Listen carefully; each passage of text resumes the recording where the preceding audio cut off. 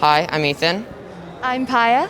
and we're with the Santa Barbara Middle School Teen Press, and today we're here with... My name is Chezik Tsunoda. And Claire Ave'Lallemant. This is exciting. Thanks. Can you tell us about your film? I'll let Chezik take that one. Sure. The film is called Drowning in Silence, and it's part advocacy film and part, I don't know what to say. Exploration of grief. There you go, exploration of grief. So it really covers water safety as well as a parent's grief and journey after losing a child from drowning. It's the number one reason why children die, 1 to 4, and then it's the number 2 reason that teenagers die, 14 to 17. So we wanted to make a film like this so that we could get the information out and make sure that people have awareness around the topic. How did you get into the film industry, both of you? Let's see. It's a doc. The doc is coming from a personal experience. This is we're walking through this journey with Chezik, who has lost her son, and she's speaking with other parents who have also lost their children. So it's really guided through Chezik's experience and her willingness to explore her grief in this way in order to help other parents hopefully prevent this with their own children. As far as the film industry, I actually started in television, and I started as a production assistant way back in the day, and slowly kind of worked my way. I did kind of MTV News and docs, right? So that kind of opened me up to the interviewing and telling stories in a documentary style way. And then I actually then went from television to advertising, had a lot of children, and then it wasn't until my son passed away that I wanted to use this medium in order to share the story. And Claire has an interesting way.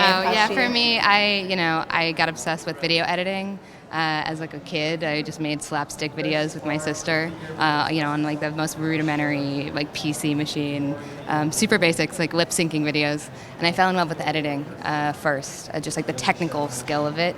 And then I kind of fell into documentaries. I don't think I'd really seen any before. I certainly hadn't seen any as an adult to try to pursue that path.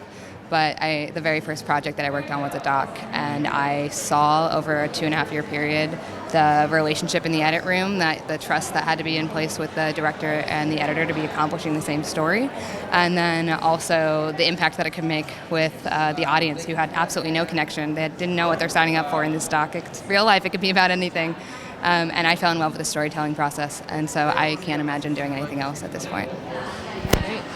How can we help raise awareness about this? How can we help raise awareness? So I can give you a couple of websites, I guess. The film is drowninginsilence.com, and on that we have a couple of resources, even local to Santa Barbara.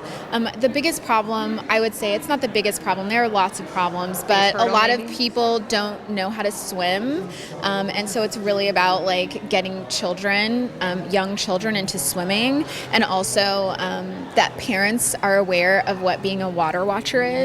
And being a water watcher is just when children are in the pool. Honestly, I say children, but anyone in your family, because it can happen to anyone, that they have some awareness, right? That one person, because honestly, I was there when my child passed away. There were adults in the pool, and it was just a matter of not super paying attention. So that happens so much. So we're just really here to try and raise awareness and make sure. So how you can do it is honestly even telling your friends, oh my gosh, did you know that 14 to 17 years old, mostly boys, honestly, it's the number 1 or number 2 reason we pass away, So it's really just spreading the awareness and saying it out loud. Well, I think when we started working together, something that came up was that everybody knows someone. We don't always talk about it, but there's a lot of close calls. We're losing children at this incredible rate, but we're also catching a lot of them. There's a lot of near drownings, and even at the beginning of us working together, I talked to my wife, who I'm married to, and she had experienced a near accident as a kid, and I had no idea. And she certainly could have been one of the statistics. And so the more we worked on it, the more we found that everybody tangentially, you've either heard of someone you know knows someone. So even just bringing it up and talking about drowning and asking, like, how did you learn to swim, or when did you learn to swim, or oh, do you need to learn how to swim? Like, let's get going on that. You know, like, you might be able to encourage somebody to go. And like with teens, it's mostly peer pressure. Like, one kid in a group maybe can't swim, and You're going too far like, to a buoy. Compete to go out to the buoy, and you don't want to be weak, and you don't want to be left out, and you jump in the water and you don't have the skill, and that's really tragic.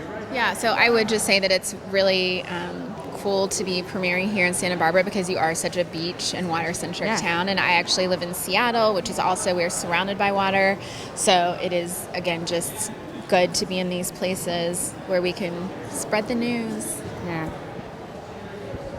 Thanks for speaking with us. Thank you so much. We You guys really were appreciate awesome. it. Thanks. Yeah. And great outfits. You guys are killing it. Thanks. Awesome. Thank you so much. Have a good Thank one. you.